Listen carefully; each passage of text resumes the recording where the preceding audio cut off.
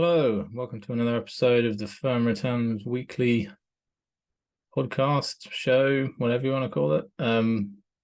Today, we're going to be having a look at some news on Warner Brothers Discovery, tinyBuild, and Aviva, and then a couple of other interesting kind of a little exercise that I conducted as well that might be of interest. So let's just start with Warner Bros. Discovery. So we've just got a couple of updates on some of the films. So Barbie has continued its upward trajectory of another week at the top of the charts. Here in the UK, it is still the film with the most showings in cinemas. And when I went to see the Meg 2 on Wednesday, there was a crowd of people all wearing pink, waiting to go see the Barbie. So it's become quite the phenomenon. Yeah, it was quite normally that particular cinema during the week is not normally that busy either. So yeah, it has actually just drawn people that wouldn't have gone to the cinema otherwise midweek. Yeah, so we've just got this upward trajectory here, looking quite positive, looking like, I mean, it's surpassing anything else that's come out this year, including the Super Mario Bros. Movie, still on a steeper trajectory than that, which is looking good. And I think the prediction for this weekend is like another 30 million or something. So it's kind of getting to the level now where if we get like a big release coming out in the next couple of weeks, it might take the top spot in terms of that weekend, or it might not be at the top of the table. We're kind of reaching that point now where it's probably going to, I mean, 4 weeks at the top selling movie in the cinemas is a pretty good run. And we don't know whether it will hold it next week or not. We do have some other early big films coming out, one of which we'll mention in a minute. Yeah, so moving on to the Meg quickly. So the Meg 2 is underperforming the first film, but the production budget was significantly lower at $129 million versus $178 million. So it doesn't need to do as well to break even. It is also worth noting that only around 28% of both films' gross revenue has been coming from the US, with much of the rest coming from China. So I think it's had something like $60 million already from China, which is more than it's had from the US, which I think is about 40 million so far. Yeah, and this is partly explained by the fact that it was co-produced, I think, with a Chinese film company, and both films had Chinese cast members, and this second film actually had quite a bit of dialogue between purely Chinese characters that was in Mandarin. So yeah, it was but it was a good film, I thought, overall, and quite a lot more person to person action, using Jason Statham's kind of skill set and stuff, using his role a bit more in there. So yeah, it was good. I thought yeah, see quite tough competition at the moment with some of the other films that are out, but still doing well. And I think from its opening weekend, it's currently like pretty much smack bang in the middle of what the standard trajectory would be for films that had such an opening weekend. So yeah, it's doing fine, I think. And this is just what's shown here is just the domestic box office, so it doesn't include how well it's done in China or anything else, or any other countries. So yeah, I finally just wanted to mention on the film front where we've got Blue Beetle coming out in the next week, at the end of next week. So when I do the next one of these episodes, the next newsletter, we should know how well that's done, and so we can talk about it a bit there. This might be the one potentially that takes the top spot. Hopefully it'll be if we can have several just chain from one of our Brothers Discovery movie to another, with the top 2 spots last weekend being held by Warner Brothers Discovery films. I think this weekend is expected to come in with Oppenheimer taking back the second spot again from Meg. But yeah, should hopefully be good.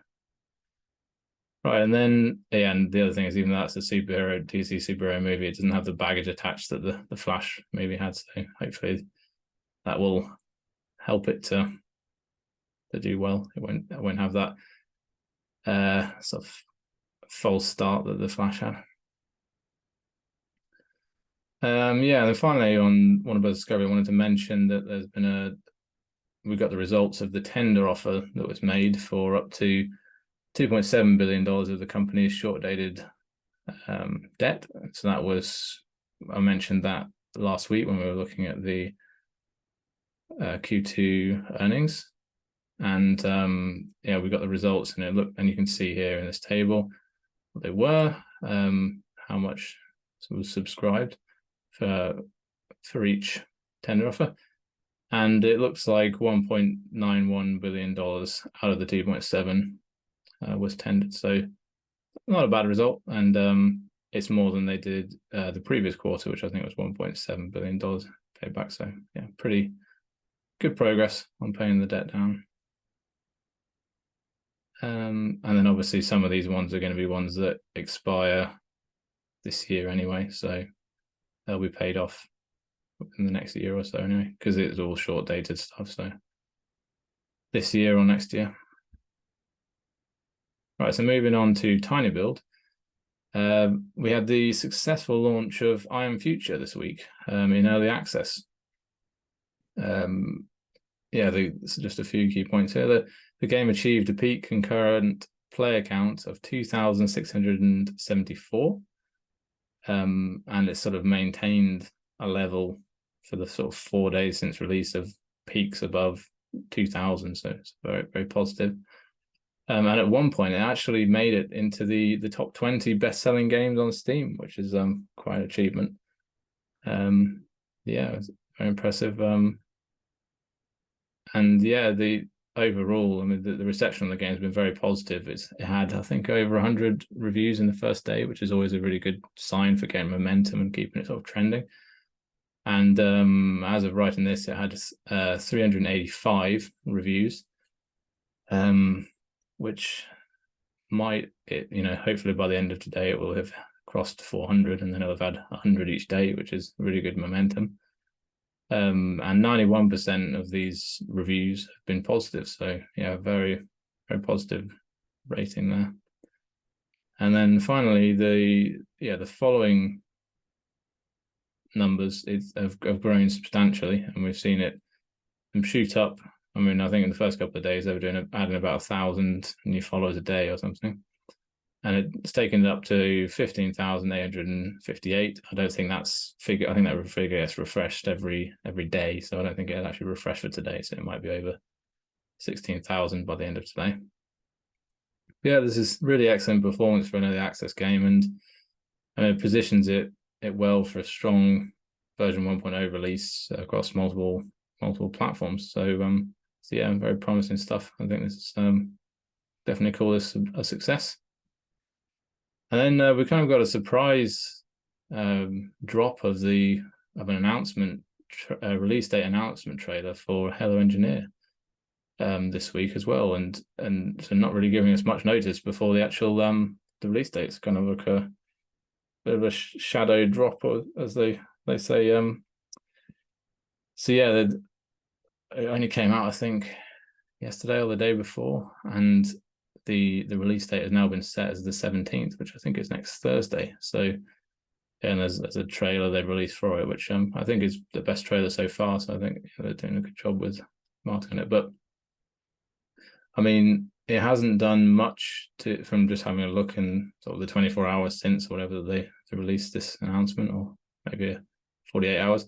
Hasn't done a great deal to move the game up the Steam wishlist rankings. I think it's still sitting over 1,000, or around about the 1,000 mark. But this, PCs might not be the biggest market for this game, since the majority of the sort of Hello Neighbor players are on consoles rather than PC. But we'll see how it goes on PC. Hopefully, it's well received, well reviewed.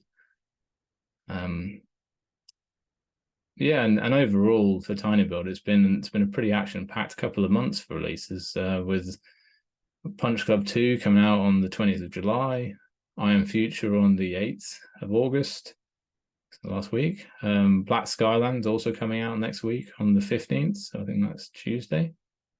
And now Hello Engineer on the 17th, so Thursday, yeah. And given how successful the first couple have been, and I mean the one going back a little bit further, Bookwalker game did pretty well, for being quite a niche game. Did quite, certainly was positively reviewed and well received in that respect. So yeah, it's looking promising. I think we've had a good run of success so far, so hopefully we'll see some of things for the two next week. And then there's still a whole slate of games that have the release date set as 2023. So we can expect them by the end of the year. So there's quite a lot more we'll hopefully hear about in the coming months. But yeah, the Black Skylands, I was saying, I think they've got something like, it's been in early access for a while now, but it's got something like 25,000 followers on Steam. So it's really quite got a decent following, and yeah, which positions it well. And then the actual release that's coming out on the 15th of August is going to be across multiple platforms. So I think it's coming out on various consoles, including I think I have to confirm this, but I think it's coming out simultaneously across them all. So PlayStation, Xbox, Switch, and then obviously version 1.0 on PC. Yeah, so things, and it is also rated currently, has over 1,000 reviews from the early access on Steam, the early access period on Steam, and it's currently rated at I think it's certainly very positive, but I think it might be 85 to 90% or something. So yeah, very, very well positioned for a good launch. Hopefully just it's been ported well across the different consoles and so on, but at least we know the PC version is good, should hopefully do well. Yeah, and Hello Engineer is a bit more of an unknown quantity, but we'll see how that does. Yeah, I just wanted to move on, just mention well, I've done it a bit out of order here, but let's just quickly mention Aviva. So Aviva's due to report its half-year results next week on the 16th of August, so I think that's next Wednesday. And I'll probably have a look through those next week, and then talk about them a bit in the next edition of the newsletter and this weekly show. And I'm also planning, because I've got the annual report still to read, and now the half-year report. So I think it's a timely point. I mean, I've looked through the results for various things, but to thoroughly go through it, I think it's about time I did another write-up on Aviva. So I'm going to do that as my next one, incorporating all of the half-year report, the interim report, and the annual report in there. So yeah, keep an eye out for that in the next month or so. And then I think the next one after that, because I also am expecting, I think the half-year results from Taylor Maritime, the interim report from Taylor Maritime will be coming out in the next month or so, maybe. No, that doesn't sound right. Maybe not the half-year report. I don't know. Anyway, maybe the first quarter report results or something. No, I'll get getting confused. But anyway, Taylor Maritime will probably be my next write-up after Aviva. Because yeah, I still haven't gone through thoroughly the annual report for that one, which came out not that long ago, early this month. Yeah, so that's that. Those two companies need a bit more due diligence doing, just maintaining those positions. But yeah, so I did a bit of a, so I'll just read it out because I think explains it well. So after an amusing discussion with my wife this week, in which I acted as if the fair value of my portfolio was currently realizable, I thought it would be a fun exercise to lay out what I currently calculate the fair value to be versus the market value. So I put together this little Excel spreadsheet table, and I've sorted it by the discount, so you can see at the top of the table which companies have what I perceive to be the widest discount to their fair value or intrinsic value, and yeah, and then at the bottom the least. So as you can see from this tinyBuild, well, I'll just mention first the overall portfolio I deem to have a fair value of £197,931.14. So I've done it all in dollars just to make it clear and easy, because some of them have some of them are listed in pounds, some of them are listed in dollars, and so on. So I just thought convert them all to dollars, especially since a lot of them have the functional currency in dollars. Yeah, so just under $200,000 is what I value the portfolio to be, and the market value, so just from the current prices all converted into dollars, is $49,597.67. So this represents a 74.94% discount to what I perceive to be the fair value. So yeah, the overall portfolio on that basis can be considered to be very cheap. And the discounts range from tinyBuild at the cheapest, or the greatest discount, at 88.86%, and the smallest discount being Taylor Maritime Investments at 41.07%. Yeah, and I've just given some little notes here, so maybe just go through. So yeah, let me just go through and mention how I calculated these different ones. I think they're pretty conservative. So I've slapped for tinyBuild, it's pretty simple. I just slapped a 25 times multiple on the 2022 financial year earnings, which I think is pretty conservative. There are gaming companies out there, smaller, fast-growing ones, that have much higher multiples. And there are some quite comparable ones that are around about this kind of level. So I think this is a pretty reasonable level. And just to make this clear, I would not sell it at this position. This is sort of like maybe the maximum price I'd be willing to pay right now. Well, I probably still, I'm obviously looking to buy things cheaper than below their fair value to get a big discount for margin of safety, blah blah.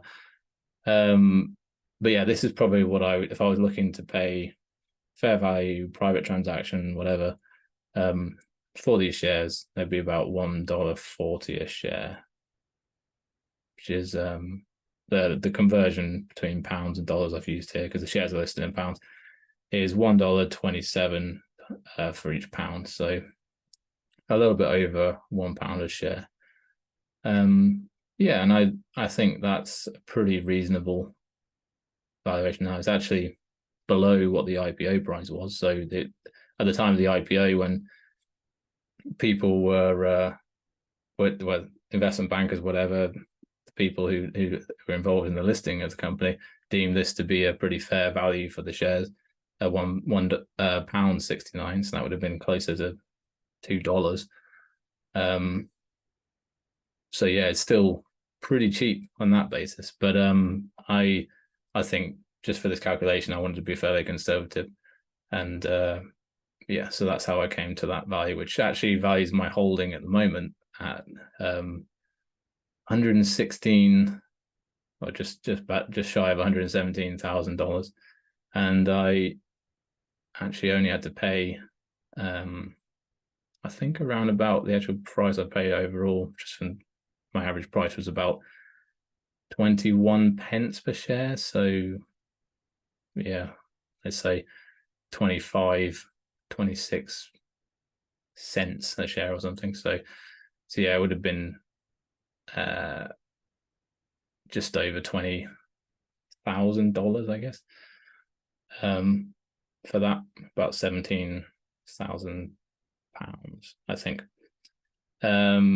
Anyway, yeah, so that's tinyBuild, and then Warner Brothers Discovery is another one which I kind of, in my mind, I hadn't really, this is the second place, but I hadn't really seen the discount as so wide in my mind when I was really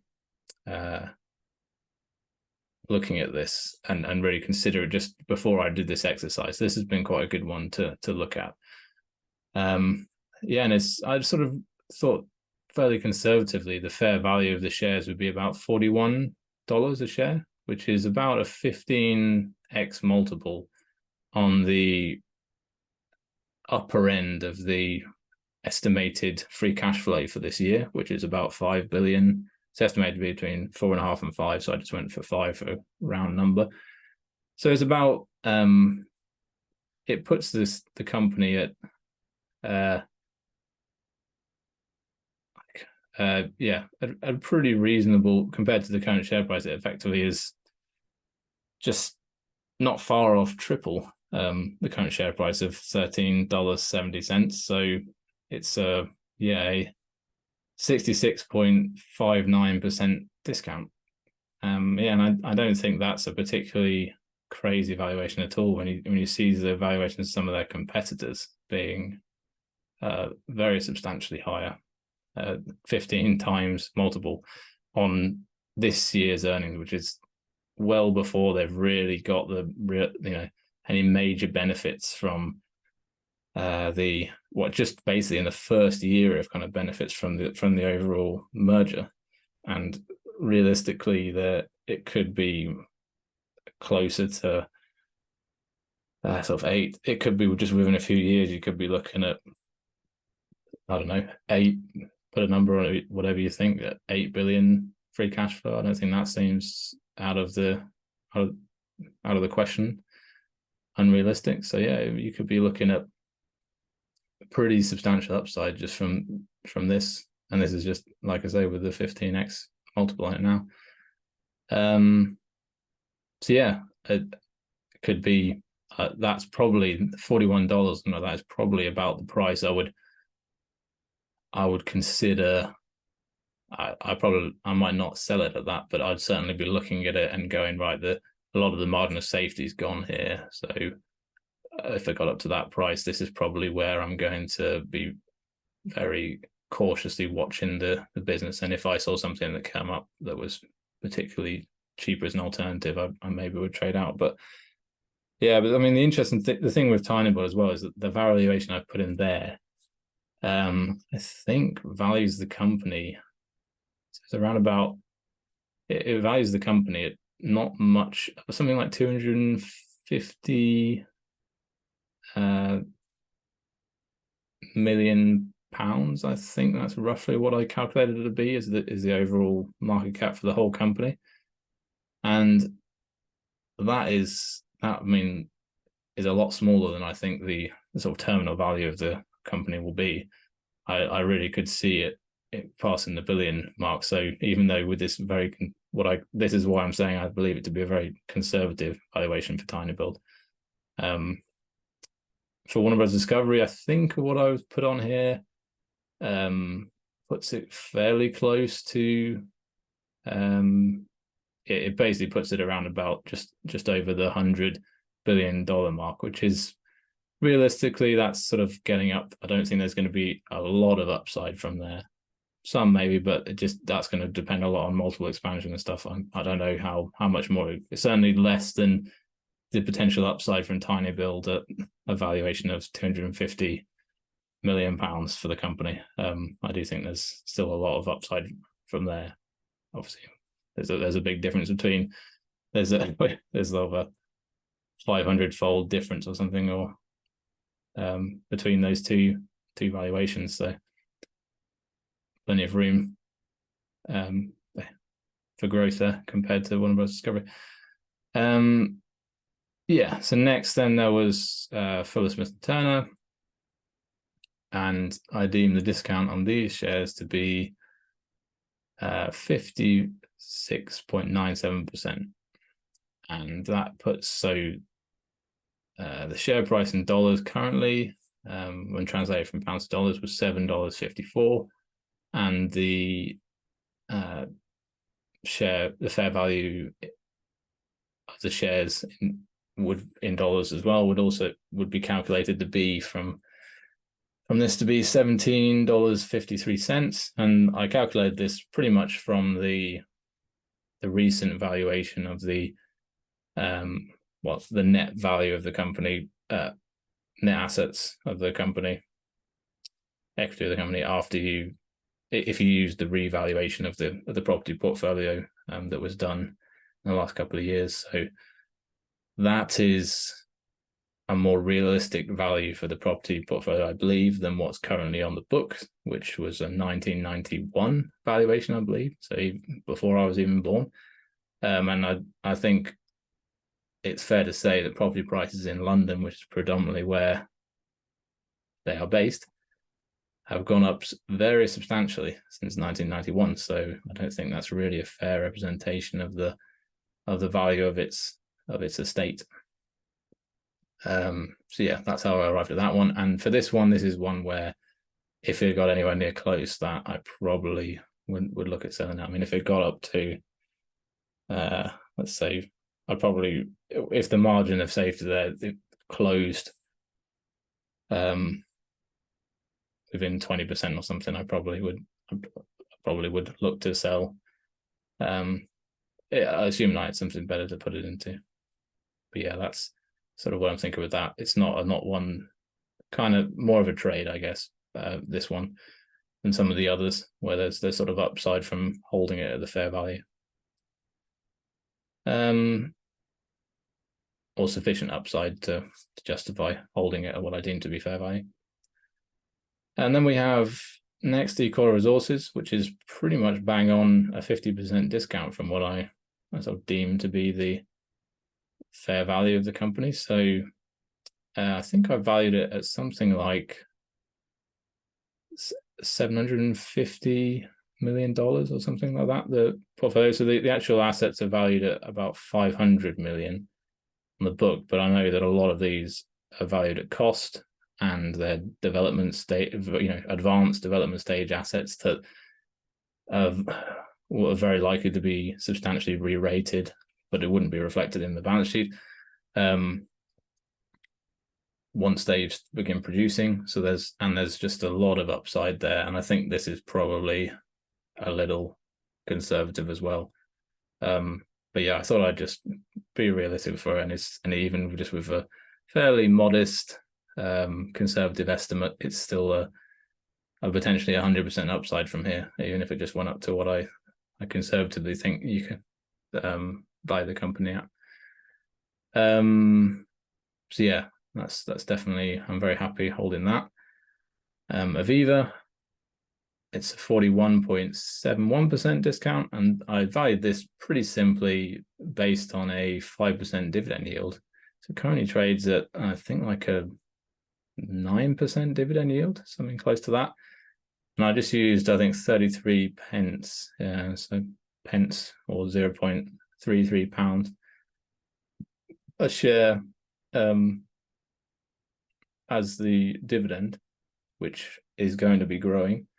Hence why a 5%, I mean, just 5% yield is still a pretty damn good yield for a company that is stable, able to grow its dividend by sort of mid-single digits, 5+% a year going forward. And it's done more than that in recent years. It's sort of been getting back up to level. And plus it's done, on top of the current yield, it's also done about 300 million pounds of share repurchases in the last few months, and well, maybe a bit further up, but this year anyway. And that equates to something like 3% return to shareholders as well. So if you add the two together, total shareholder return is well north of 10%. And so yeah, I mean, this is, like I say, pretty conservative estimate. It values the company about $8.40 a share versus the $4.90 now. Again, it's actually listed in pounds, but converted it to dollars for comparability between the company and so on. But yeah, so I'm pretty happy on that, and like I say, pretty conservative. I think there's realistically could be 100% upside on Aviva from here, so I'm pretty happy. It meets my criteria of like pretty much all my companies. I like to have a potential of 100% upside from here in a fairly conservative scenario, fairly conservative outlook. Then finally, we've got Taylor Maritime, which is sort of at the bottom of the list here with again about 41.07%, so still not a bad discount at all.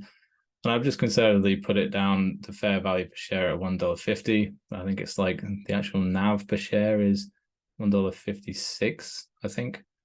But yeah, that has been down rated from $1.70 or something. So it has come down a bit. So there's potential that it might move still. But the current share price versus that is 88 cents. So what, $0.88. So quite substantially less. And I do think with Taylor Maritime, yeah, it's kind of just from looking at the current price and stuff like that, it's kind of getting to the point now where just generally in the industry where it would be starting to get economical for these dry bulk companies to actually ship at the current charter rates. So that's going to kind of put a bit of a floor on how low the charter rates can go, and it is sort of at what appears to be a cyclical low. So in hindsight, perhaps I should have sold them when they were what now looks in obviously like a cyclical high around during the pandemic. But I was happy with what the management was doing and leveraging things to expand the company and what have you. And the dividend yield was going up. I mean, it's still the current share price. The dividend yield is now must be just shy of 10%. And I think, I mean, it's pretty sustainable. I don't think they've not made any noises about cutting that or anything like that. And that was actually an increase level. That was originally 7 cents a share. It's now 8 cents a share. Yeah, so there's quite considerable. I think there's considerable. I'm probably being overly conservative here, but I'm just largely putting this valuation on it just because I haven't gone back and really done a deep due diligence again on the company in the recent months. So once I've done that, I can probably have a better idea of what I think the real fair value is, but just conservatively put it as one time the current value of net asset value of the portfolio of ships. So yeah, that's the whole portfolio then, and like I say, pretty healthy discounts, and it's given me an idea as well of which companies to prioritize if I'm looking to add money to the portfolio. I think at the moment they're all healthily cheap. I would obviously get the biggest bang for my buck. The biggest instantaneous return, the best value if I were to buy tinyBuild right now. Second would be Warner Bros. Discovery and so on. So yeah, it's pretty healthy. Pretty happy with things here. Yeah, so moving on. So just the final thing I wanted to mention, and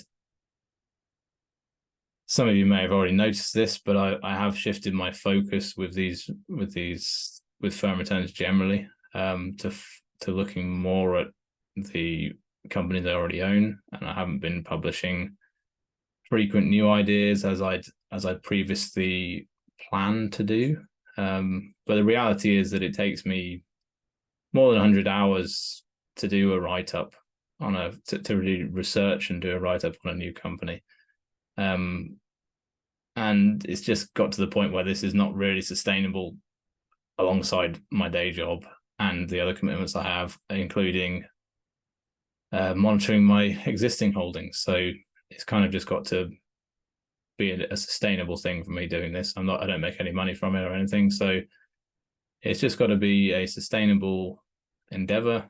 And realistically, the whole reason I started all of this was to do extra due diligence on the companies that I own and new companies that I look to buy. So on that basis, if I do sell a company I have, or and I'm looking to add a new company to the portfolio, then obviously you'll get a fresh idea, because I'll be searching for that idea, and then I'll be doing a write-up on it, all part of the due diligence of buying a new company. But a lot of the content is going to be ongoing monitoring of my current holdings as I go through and I read the filings that are coming out, the annual reports, everything like that, and other events. And I think this is the best use of my time.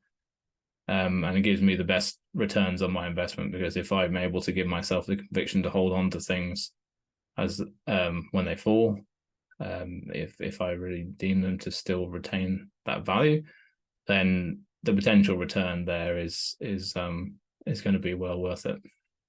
And I'm not really going to get a lot from continuously looking at new companies, because I don't have any plan to add any new companies to my portfolio right now, just because of the time it takes to monitor it. And I don't think I can realistically hold any more companies and actually maintain the conviction. As you've seen, I'm already a little bit behind on annual reports for Aviva and Taylor Maritime Investments. So if I started adding additional holdings there, then can I really truthfully say that I'm able to maintain conviction on all those holdings if I took it up to 10 or something? I don't think so. So yeah, I much prefer to know what I own and really feel like I'm holding a business, or understand the underlying investment I'm making anyway, the fundamentals of the investment, and maintain that conviction. So yeah, I just wanted to give you that quick update there. So hopefully people aren't too disappointed that they're not going to be getting so big ones. I think anybody that has been following for a while has probably realized that already, just from the lack of new company ideas that have been coming out. Yeah, I think that's pretty much all for this week. So I will catch you again next week. And we can, we'll be looking at how hopefully Blue Beetle's done, maybe how it's looking like it's forecast to do. We'll get to see how a couple of new tinyBuild releases done. We'll get the Aviva results. Yeah, there should be quite a lot to talk about. So yeah, I'll catch you then.